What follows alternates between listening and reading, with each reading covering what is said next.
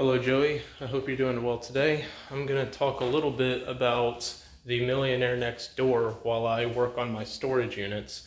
I know it's a bit weird to do this at the same time that I'm at work, but the thing is due to a bit of medical stuff I've got going on, I'm sleeping like all the time when I'm at home. So I'm trying to improvise here and do it when I have more energy.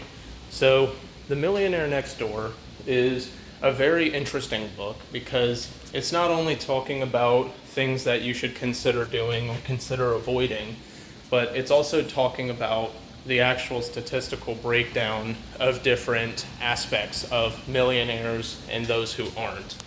And so, what makes this such an interesting read is realizing that the the idea of what a millionaire sounds like, acts like, looks like, is a fabrication made to seem like the majority when what is glamorized is the minority, right?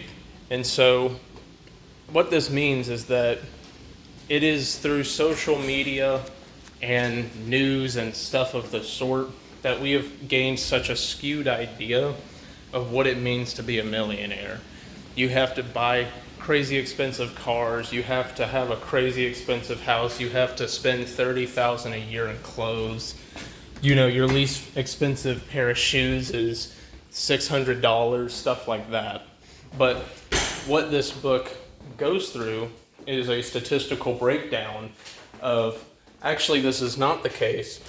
The mass majority of millionaires have not spent that much for many different categories that it goes over. And there's a couple different ways to look at this. One, it makes sense in a sense because if you are to become a millionaire, you can't just make a bunch of money. You can make a actually pretty average amount of money. It's just that the thing that almost all millionaires hold in common is that they spend well below their means. They live well below their means. Okay? And so I don't remember the exact numbers of the statistics, and these statistics are from like 2004 or something around that time.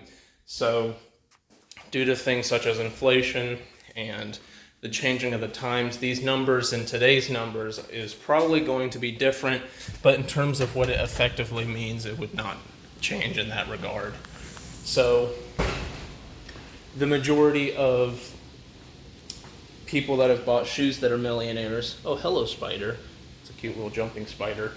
Haven't spent more than about 150 or so for a pair of shoes, and it's only about 10% of millionaires that have spent more than a couple hundred. Just as an example, the majority of millionaires don't spend excessive amounts of money for new cars, foreign cars, luxury vehicles. The majority of them spend multiple months trying to get the best deal they can on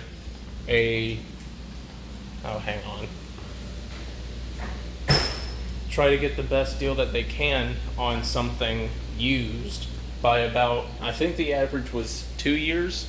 They prefer to try and get things that are used by a couple years.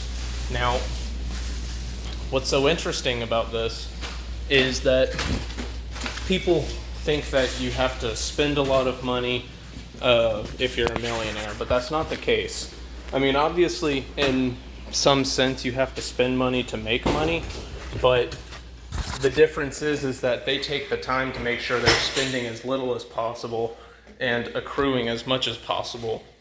It's not just that they make the big bucks with their paychecks, it's that they also have great defense. That's something that the book talks about, is great offense and great defense. The mass majority of wealthy households are of married people, and it talks about how usually the spouse, which my interpretation is to say the wife, is even more frugal than the man is.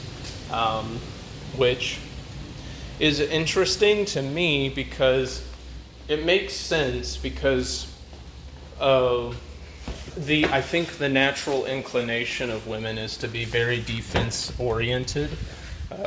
They tend to be risk adverse when it comes to different facets of life, which is understandable. But it talks about how they tend to be the one that is doing meticulous budgeting, or is the one that is constantly looking at it, whereas more so the man is the one who tends to do the offense. Obviously, this is a blanket statement. It's not true for absolutely everything, but it does overwhelmingly so seem to be the case. And so it is just interesting to me because something that I would say is very prevalent in today's time is rampant materialism. It's due to like advertising and stuff like that, the way that we are conditioned to be hyper consumers. And this is something I've thought about for a while, even before listening to this audiobook.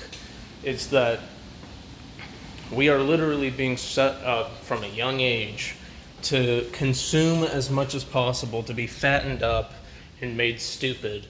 And I think it's important to realize that when it comes to like your phones and stuff like that, when it asks like, are you okay with cookies and stuff like that, like realistically, your phone and stuff like that is spying on you, not really because the FBI has has a warrant out for you generally or something like that. The reason that you're being spied on by your phones and whatnot is because when you say something like, because this happened yesterday, I was talking to Mom about how I want to do some stuff to make my teeth whiter because I'm not happy with the staining on my teeth. What did I get for the rest of the day? I got toothpaste ads, The reason that our phones and whatnot spy on us is to try and get you to spend. And this is something that is current, whereas it wasn't really the case back when this book was made about 20 years ago. Essentially, we're set up to be hyper consumers. I thought I heard somebody. And so generally speaking, the people that are millionaires not only have great defense, but they don't look like millionaires. So take like your just like middle income house and neighborhood and stuff like that, and the majority of millionaires live in places like that, which is just, it's not that crazy, but it's not what you learn, especially not watching stuff on TV or on YouTube or anything like that. Because similar to what I was just saying about being conditioned to be a hyper consumer, there are a very small minority of millionaires that do spend a ton, and also people that you think are millionaires that spend a ton but don't actually have much wealth acquisition. And this is what the media like gawks over, it goes crazy for. And so essentially, I understand part of the reason why they do it. They have a program or they have a newspaper they have to run, and you need something that'll catch somebody's eye. But the thing is that due to different forms of media, whatever you're looking at might be, this glamorization is either intentionally or unintentionally making people dumber. And this is just how I feel. Like if you ever go into like a store and you see what the fronts of newspapers look like and stuff like that, you're just like, this is brain rot. This is quite literally brain rot. And another interesting thing I thought about the book is how the majority of millionaires are self-made. Like they don't work under somebody else. They're self-made, they're managers, stuff like that. This makes sense when you think about it, but it's not because being a self-made manager or whatever it might be is just some instant path to success. It's kind of twofold. It's one, by being a servant to somebody else, you're technically, in a way, allowing yourself into sort of a abusive relationship. And try and stick with me so you understand what I'm saying. They are trying to get you to work as much and as hard as possible while paying you as little as possible. Okay? That's just how business goes. And when you work somewhere, like I work here, that's exactly what they're doing. They'll give you a breadcrumb trail of raises and stuff like that, and you have benefits, and they take care of you with all these different things. But the thing is that these aren't really going to be conducive things to you becoming your own individual person and that sort of freedom that you would feel with your own risks and adventures, financially or just generally. So, and then it's also that, kind of like what I was just saying, if you are self-made, there is so much extra weight that is on your shoulders, that it is very important for you to be very responsible about a lot of different things, borderline everything.